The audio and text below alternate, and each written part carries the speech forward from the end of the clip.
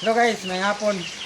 Ngayon na lang ako makapag-upload uli ng video dito sa palesdaan ko kasi medyo na busy ang panahon kasi. At ngayon naman guys, mag-transfer tayo ng mga fingerlings kasi nasisiksika na sila at yung mga maliliit at kinakain ng mga malalaki. At ngayon na guys, ang daming patay. Yun, yan, sayang. Okay guys, dito, panoorin nyo ako. At medyo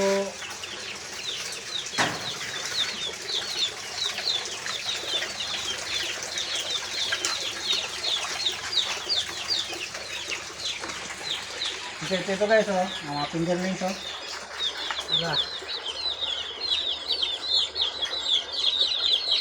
Mayroong ibang klaseng tilapia guys, may pula at saka may puti. Itong puti, pipipirit ko lang. Iwalay ko yan.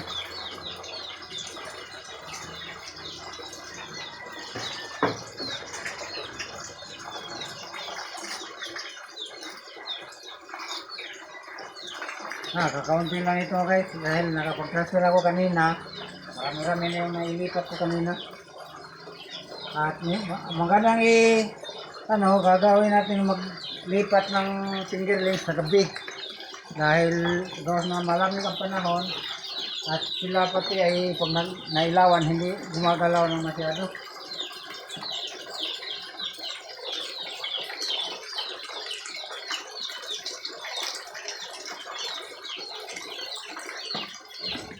Guys, ito ilalagay natin dito sa malalaking area.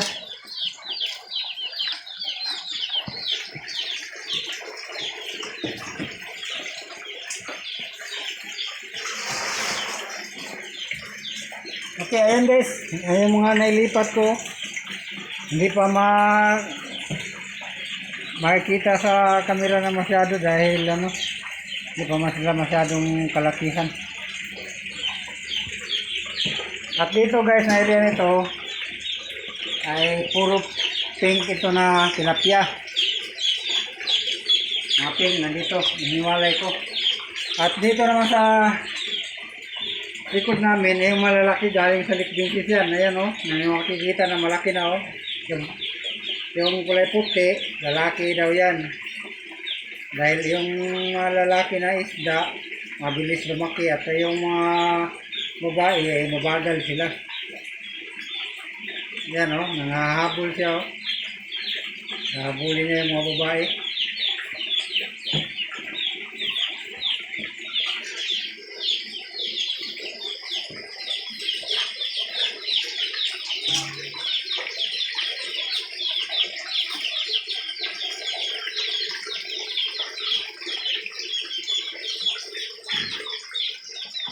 Hindi pala basta-basta guys mag-aalaga ng isda pag lalo na baguhan pa lang tayo kasi first time ko itong mag-aalaga ng isda.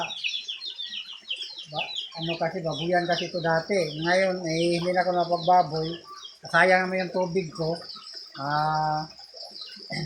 Tuloy-tuloy ang tulo hindi man nagamit kaya naisipan kong gumawa ng fish pond.